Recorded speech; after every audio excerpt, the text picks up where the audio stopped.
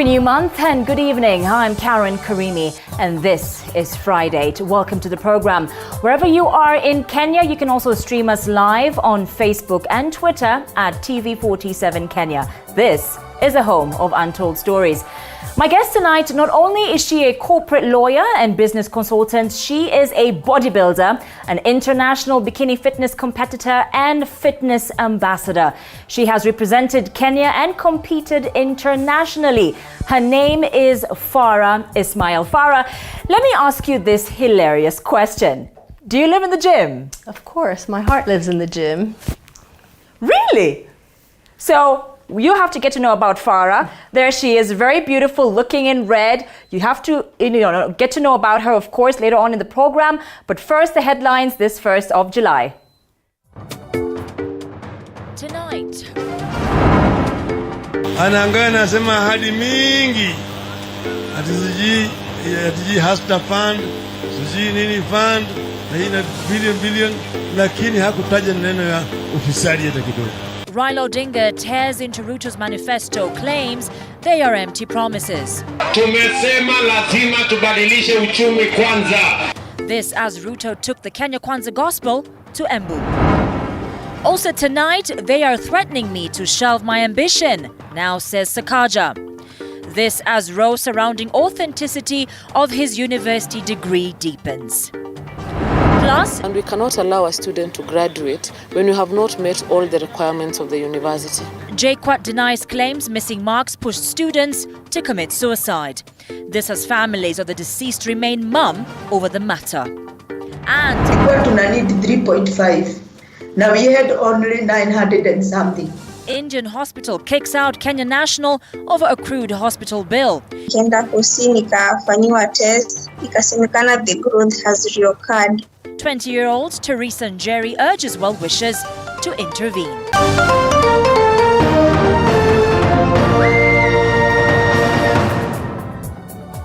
Welcome to the program. Mini Bessa is our sign language interpreter tonight. To our top story, a hospital in India has kicked out a Kenyan national out of its facility due to lack of money to cater for her treatment. 20-year-old Teresa Njeri, who has spinal tumor, says her family is unable to raise the 2.5 million shillings needed for her treatment. The hospital forcefully discharged her after 3 weeks of treatment. Muthoni Maina has more to that story.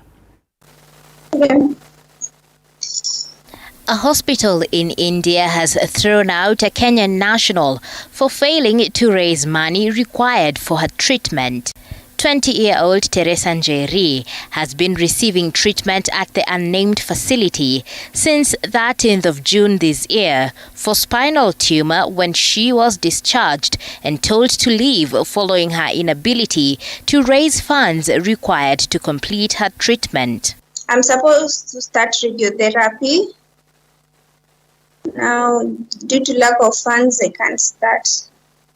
She has been in and out of hospital since 2020. She tells me it all started off as a queer and dismissive list of symptoms that changed her life completely. Started with some backaches. I was taking painkillers, then inaisha. Ikaenda hivyo, alafu ikafika point yenye nikashindwa hadi kutembea, sasa tukaichukulia serious. So nikaenda nikapima, nikapatikana niko na growth kwa spinal cord. For the first year, Njeri was misdiagnosed for arthritis, but that was just the tip of the iceberg, as doctors were yet to discover the root cause of her illness, eating deeper into her family's finances. No, the doctors were different. I was diagnosed with arthritis when I was in high school in Nakuru, but later on, the tumor was diagnosed in Nairobi after high school. As Kenyan doctors fought to save her life, not much was done as an appeal was made for her immediate transfer to India for further treatment since the country's health centers could not cater to the urgent medical attention needed. Kwa daktari kadhaa mwenye tukatuma kwa specialist wa spinal cord.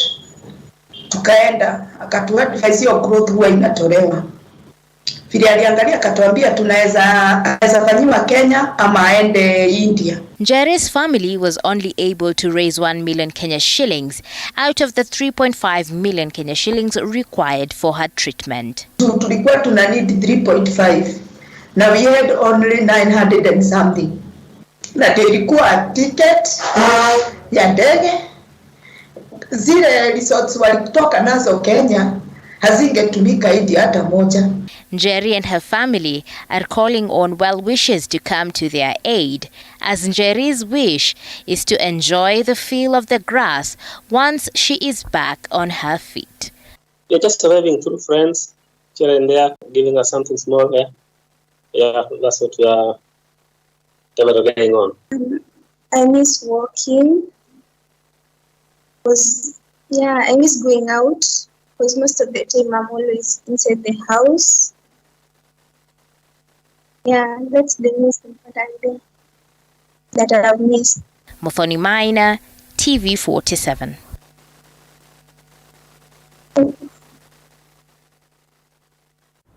We do hope she does get the much needed help. Also tonight, President Uhuru Kenyatta today presided over the KDF pass-out parade in Eldoret, Uasin Gishu County, where he commended Defence Forces for its commitment to serve the country. Lucky Heriano with more.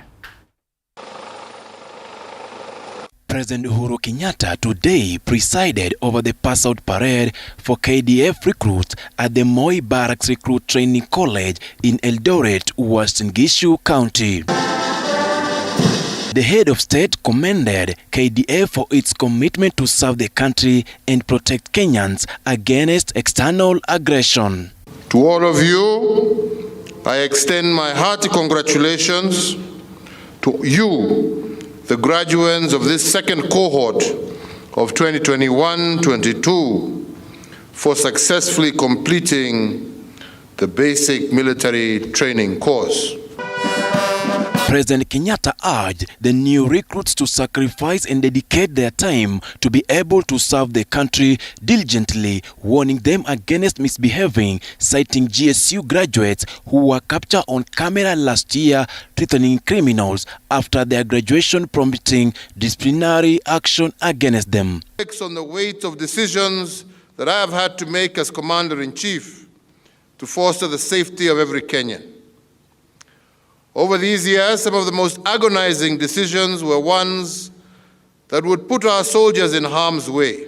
He highlighted on the steps taken to modernize KDF, saying the government has invested in ultra-modern equipment to improve the healthcare facilities. Your healthcare facilities, accommodation, remuneration and allowances, and your overall terms and conditions of service have been vastly improved. Earlier, the head of state opened a new ultra-modern Eldoret Regional Hospital that will address the health needs of officers serving in the North Rift, Nyanza and Western region. Lucky Heriano reporting for TV47. Also tonight, police have arrested the suspect behind the murders of 5 women in Mawanga area, Nakuru County. Evans Michori Kebwara was smoked out of his hideout in Keroka, Kisii County yesterday. Chichi Josephine reports. Kebwara was arrested yesterday afternoon in Keroka, Kisii County, where he had gone into hiding immediately after detectives launched his manhunt. Our information led us to Kisii County, Masimba, where we picked one suspect, and he was very fruitful and gave us information which enabled us to come with him to Nakuru, and he further gave us information that led to the arrest of 5 more suspects. Before his arrival in Nakuru, Kebwara revealed the names of 5 of his accomplices, namely Julius Otieno, 27 years, Josephat Simiyu, 24 years, Dennis Mbolo, 25 years, and Isaac Kinyanjui, 18 years. The 5 suspects were rounded up in one residential plot where they had rented various rooms, each one with a room, and we also carried a search from their houses, which led us to the recovery of various items.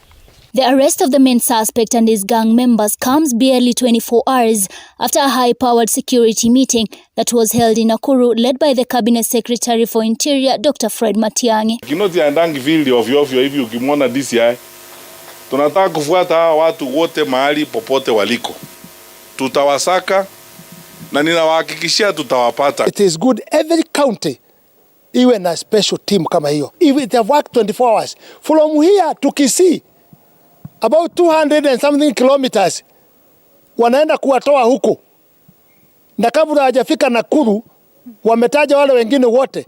Hiyo shindano ilitumiwa iwe ikitumiwa kila siku. With the arrest of the criminals, DCI has reassured Nakuru residents of their safety as the agency scales its surveillance in the city. Na bado sisi pia tumepanua akili zetu tujue haya matukio ni matukio ya kawaida ama kuna kiini kingine. So watu wajitahadharisha sana. Kitu ya kwanza kufungulia mtu ambaye hujui, kama wewe mwenyewe hujamuita ama hujamkaribisha, wacha hata kumsikiza. Meanwhile, the 6 suspected criminals have been transported to DCI headquarters for more investigations. Chichi Josephine, TV 47. Away from that, controversy has rocked the deaths of 2 Jomo Kenyatta University of Science and Technology students who allegedly died by suicide this week, with their deaths blamed on missing marks that allegedly denied them an opportunity to graduate during the university's 38th graduation ceremony held on Tuesday this week. However, JKUAT management has refuted claims the 2 took their own lives over allegations of missing marks. Mwangi Maina has more. A few kilometers from the Jomo Kenyatta University of Science and Technology is this residential building where 26-year-old Irene Monica Wagishogo Mwangi had rented for close to 1.5 months. According to the landlord, it was a rude shock when the body of her tenant, described as quiet and introverted, was found dangling at the doorframe of her bathroom on the day she was supposed to graduate with a Bachelor of Science degree in Business Computing from JKUAT. Tujina Irene na jaka hapa sana, amekaa mwezi 1.5, lakini alikuwa msichana mpole, hakuwa kiongea. Hata tangu aingie kwa hii nyumba nimemwona mara 3 hivi. Kwa hivyo enyewe alikuwa msichana mpole, hata sikuwa najua ni mimi ni mwanafunzi. Her body was discovered by her elder brother, who ostensibly knew what was tormenting his sister. According to Juja Sub-County Police Commander Phyllis Muthoni, the brother had visited the apartment for a record 2 days, but the late sister refused to open the door. A day later, when he returned, he was met by a foul smell. He smelled a rat and reported the matter at Muigai Inn Police Station. Officers kutoka Muigai Inn pia walikimbia hapo wakiwa na watu ya DCI. Wakakibia kwa hiyo scene kwa Joroge area 2, na kuangalia kweli wakafuja mlango, kwa sababu hata wakiwa wamesimama hapo walisikia harufu inatoka kwa hiyo nyumba. Hiyo msichana alikuwa amejifungia kwa ndani, na ni nyumba namba 109. Mahali huyu marehemu alikuwa amejihang kwa bathroom. Alikuwa amejihang kwa bathroom katika entrance ya mlango hiyo. Alikuwa amejifunga na kitabara, akasingira shingo yake na hiyo kitabara na kujifunga naye. According to preliminary investigations, Irene Monica allegedly took her own life after she was frustrated by the university that delayed her graduation from 2020. Monica had allegedly, in various instances, complained to her friends who spoke on condition of anonymity that an unnamed lecturer was frustrating her and taking her in rounds in releasing her marks. Though a suicide note that she left behind did not divulge the reason why she took her life, but said nobody was to blame and wished her family and friends a quick recovery from her suicide tragedy. It was written like this: no one's to blame. It is my entire fault. I'm sorry.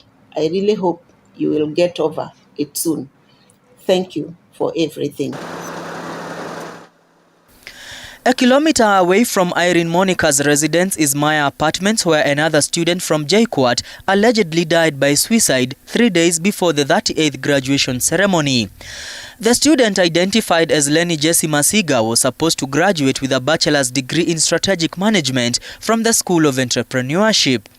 His body was discovered by his girlfriend dangling in the bathroom, and a report was filed at Muiga Inn police station. According to police reports, the body bore visible stab wounds on the chest. Huyu kijana alikuwa na charges hapa na pale ya missing marks kulingana na huyo girlfriend yake, ndiye alituelezea, na alikuwa na stress kulingana na ile ripoti tulipewa na hiyo rafiki yake mwanafunzi mwenzake. Huyu marehemu alikuwa ni kama ako na kinonda hapo kwa kifua, na hiyo kinonda ni kama ilikuwa imedunga. During our visit to Jomo Kenyatta University of Science and Technology, we found some of the graduates taking pictures, still celebrating their Tuesday graduation. According to the university management through its Chief Corporate Communication Officer, Dr. Joan Mutua, the issue of missing marks is far-fetched since the students had not attained the required qualifications to graduate. And then we also see the issue of missing marks. We do not have missing marks. Our records are intact, and we cannot allow a student to graduate when we have not met all the requirements of the university. We are aware of their specific marks, their grades and all. It's not an issue of missing marks. It's an issue of one meeting the requirements for them to graduate. Now the university wants the security apparatus to hasten their investigations and bring to light the driving force behind the students' disturbing suicide. And we would like to ask the police to fasten the investigations so that we can quell this rumor that they died because of missing marks. There is no story as missing marks around here. No. The bodies of the two are lying at the General Cargo Mortuary in Thika, awaiting post-mortem. The death of two university students by suicide in a span of 1 week leaves more questions than answers on the state of the mental health of students in institutions of higher learning. Jomo Kenyatta University insists that the two students did not take their life out of frustrations after their names missed in the graduation booklet. Mwangi Maina, TV 47 from Jomo Kenyatta University, Juja, Kiambu County. A very horrific story right there. Prayers of comfort to the families. Now, the Kenya Kwanza leaders today took their campaigns to Embu County. The team led by Deputy President William Ruto has promised to revamp the economy, asserting his plans to residents. Paul Munio with more. A day after Kenya Kwanza coalition launched its manifestos, the team led by its flag bearer William Ruto took its campaigns in Karurumo, Ishera and Meka areas in Embu County, where they continued to drum up support for Ruto's presidential bid. The leaders poked holes on their opponents' manifestos, saying that the Azimio One Kenya leaders are self-centered. Ati hawa majamaa ile mzee ya kitendawili ati anataka kuja kwanza abadilishe katiba, ati aongeze mamlaka ya rais, ati aongeze vyeo ya viongozi, ati aanzishe rege tena. William Ruto promised to invest more in agricultural sector deemed as the backbone of the Kenyan's economy. Tumesema tutaweka pesa ya kutosha kwa kilimo. Tuhakikishe ya kwamba mko na mbegu na mko na mbolea ambayo iko subsidized. Muweze kuzalisha chakula ya kutosha. Chakula ifike sokoni ikiwa bei nafuu ili tuweze kuondoa njaa katika taifa letu la Kenya. Tunataka tuchague huyu William Ruto. Kazi ya kwanza apunguze bei ya unga na mafuta na vyakula. Tumekubaliana? Maneno yetu kama Kenya Kwanza ni uchumi. Tusaidie mkulima na kuagiza pesa kwa ukulima ndio mwananchi ambaye ni mkulima apate faida kubwa. Other leaders present included Tharaka Nithi Senator Kithure Kindiki and Machakos Governor Alfred Mutua, who attributed the high cost of living witnessed in the country to the handshake between Azimio One Kenya flag bearer Raila Odinga and President Uhuru Kenyatta, accusing Raila of misleading the president. Wakati sisi tumefukuzwa kwa serikali, mimi na William Ruto na hii timu yote, ndio umeona uchumi umebadilika na uchumi umeharibika. Kwa hivyo msiulize ni nani amesababisha kuongezwa kwa bei ya bidhaa muhimu. The person responsible for the increasing cost of living is none other than the Azimio presidential candidate. Na wale watu wamepandisha unga ni hii handshake na hii mambo ya Azimio. Alafu hawana heshima. Wanasema eti kama unga umepanda sana, umefika 230, wacha wamteremshie kwa shilingi 2. Hiyo ni kututukana. Kenya Kwanza leaders are expected to continue with their charm offensive tomorrow. Paul Munio, TV 47. Now, Roots Party presidential aspirant George Wajakoya yesterday launched his manifesto at Kenyatta International Convention Center, that's the KICC. In the document dubbed Freedom Manifesto, 10 Steps to Freedom, the lawyer unveiled a number of promises set to spearhead his plan for the Kenya's economy. The manifesto has, however, elicited mixed reactions across the political divide, with pundits now terming the manifesto populist. Beatrice Watare with more. The presidential race has gained momentum following the launch of manifestos from all the presidential aspirants.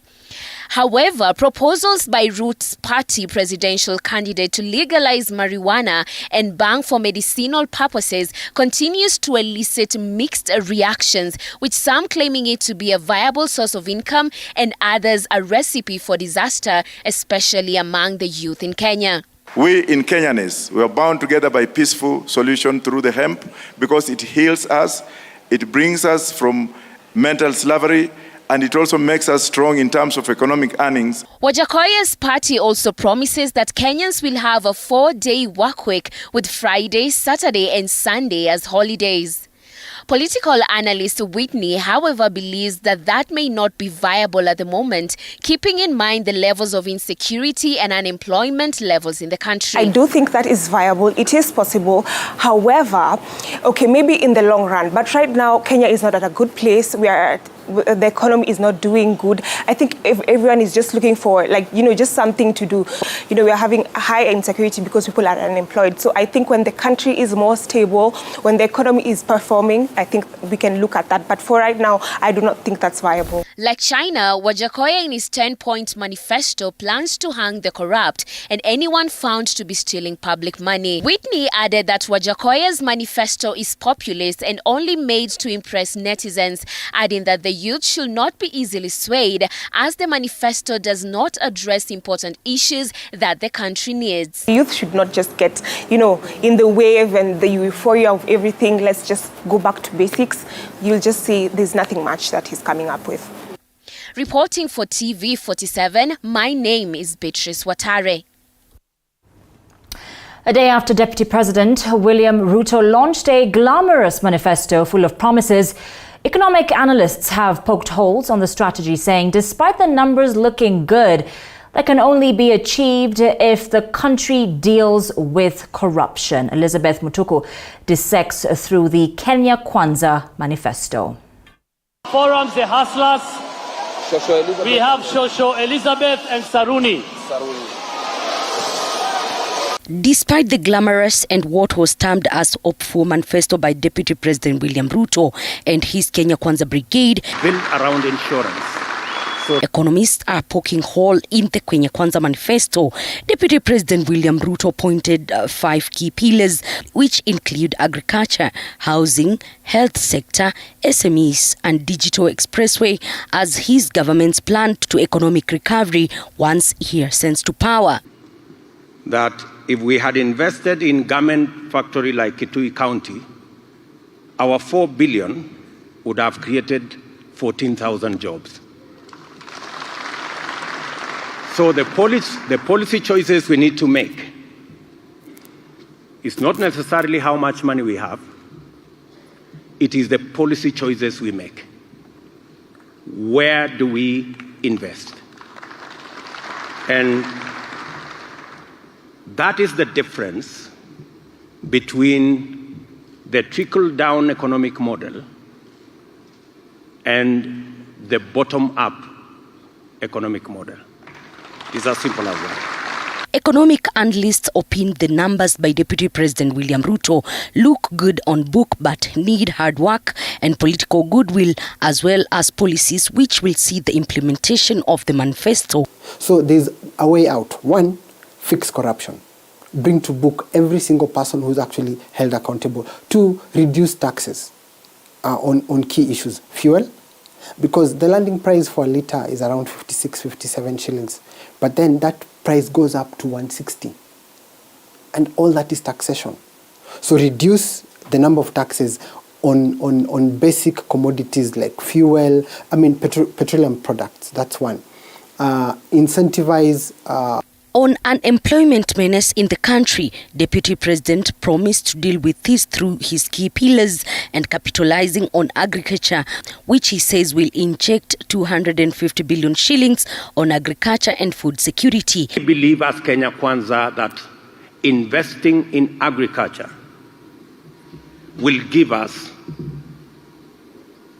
not just employment, it will also give us foreign exchange. It will give us, it will eradicate hunger.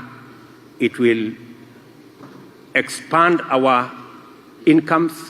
It will also expand our industrialization agenda. Further, DP Ruto promised to inject more funds on digital economy and more free Wi-Fi plan, which will enable young people to venture into the digital business world. Though economic analyst Steve Biko says young people need enabling environment and less taxation. It's going to be very difficult because I don't think China will agree to renegotiate their debt. I don't think World Bank and IMF will agree to do the same. I don't think Paris Club will do the same. In fact, right now, we are seeing World Bank and IMF pushing Parliament and government to actually increase more taxes. To keep up with the bottom-up economic model, Ruto says will create Hustlers Fund, which according to Biko, first we need to deal with corruption and the debt matter, which is almost getting out of hand. Elizabeth Mutuko, TV47 Nairobi. Azimio la Umoja One Kenya Alliance presidential candidate Raila Odinga has poked holes on the Kenya Kwanza manifesto that was launched yesterday. Now, according to Raila, Ruto's manifesto did not lay out any plans on how to fight corruption. Paul Kirobi with the details. A day after Deputy President William Ruto unveiled his blueprint, spelling out 6 pillars that majorly focus on the economic revival, creation of employment among other development plans, Azimio la Umoja coalition principles have lashed out at DP William Ruto, poking holes and raising questions on whether the second in command has the goodwill to find the conundrum of corruption in the country. ODM boss Raila Odinga and Azimio presidential candidate says Ruto's manifesto is questionable. Anaangalia nasema ahadi mingi. Atiji Hustler Fund, sijui nini fund, na hii na billion, lakini hakutaja neno ya ufisadi hata kidogo. Hakutaja. Na vile mnajua Uhuru alisema na kuna thibitisho ati kila siku wanaiba shilingi bilioni 2 katika taifa letu. Kwa hivyo mwaka moja ni bilioni 700 ambazo zinaenda. Na yeye hajasema chochote ambayo atafanya. Kwa hiyo ile wanaita ndio mwongozo wao. Kama mwongozo iko haitapambana na ufisadi, ni kusema mali ya Kenya itaendelea kuporwa, kuibiwa, kutumika vibaya, na ahadi zote zitakuwa ni ahadi za mdomo, sio ahadi za kweli. This follows a series of accusations and counter-accusations that Ruto failed to deliver some promises, including the laptop program to school-going children under the ruling Jubilee government. Ulisema kila mtoto atakuwa na tablet. Wangapi hawa watoto wako nazo? Kwa hivyo ahadi ambazo zaweza kuaminika ni zile ambazo ndugu Raila na sisi wenzake tukiungana naye tumezitoa. Anataka on his excellency the president. Ukitaka kuwa kiongozi, tunataka kuongoza nchi yetu. How can you attack public servants before foreigners? Tunachukua inspector general wetu, unamtusi mbele ya wazungu. Wamekuja kwa ofisi yetu. Inside the Ruto's manifesto, he pledged to end the politicization of efforts against corruption and vowed to allow the anti-corruption to freely exercise its work according to the constitution. However, The Azimio Brigade, led by former UNCTAD Secretary General Mukisa Kitui, says Kenyans are not safe in Ruto's hand. Sasa jana ninamwona kwa runinga anasema ati Kinyakwisha will complete the implementation of the Constitution of 2010. Nikasema, yani aibu gani wewe umepinga kitu na unatudanganya? You want to implement it against those who have been fighting for it. And with 38 days to go to the August pause, the Azimio Brigade intensified their campaigns, this time round pitching tent in Nyamira County. Raila was accompanied by Kisii Governor James Ongwae and his Nyamira counterpart Amos Nyaribo, Senator Okongo Omugeni, Gladys Wanga, Junet Mohamed, Simba Arati, Susan Mochache, Ken Ogeto, among other leaders. Paul Kirobi, TV47. Moving on, the IEBC now says it will proceed with printing of ballot papers for Nairobi gubernatorial race, despite a move by the Commission for University Education to revoke recognition of Senator Sakaja's degree. And as Chepter Boyd reports, Sakaja claims some unnamed persons are forcing him to drop his Nairobi gubernatorial bid. Commission of Universities Education, in a letter to the Independent Electoral and Boundaries Commission IEBC Chairman Wafula Chebukati, said the decision was arrived at after the conclusion of investigation into the degree. The commission says, based on these findings and in compliance with the ongoing provision of section of the University Act 2012, Part 11 of the Universities Regulation 2014, the University Standards and Guidelines 2014, and the Standards for Recognition and Equation of Qualifications, and granted a disclaimer in the Certificate of Recognition issued, it has come to the decision to that the purported degree certificate of Bachelor of Science in Management is ineligible for recognition. The Commission for University Education on June 22nd withdrew a revocation letter to pave way for investigation into Senator Johnson Sakaja's qualifications. Commission of University Education Chief Executive Mwendwa Ntaragwi cited 4 reasons behind the revocation. That the Bachelor of Science in Management course never existed at Uganda's Team University, the time Sakaja claims he studied and graduated from the university. The National Council of Higher Education, by October 21st, 2016, Sakaja's alleged graduation date not accredited. CUE says according to university standards, guidelines year 2014, Bachelor of Science in Management is not Bachelor of Science in Management, and lack of proof from either the senator himself, the National Council of Higher Education or Team University that studied at the university. Meanwhile, the Director of Public Prosecution Nordin Aji in Friday expected to receive a report from the National Police Service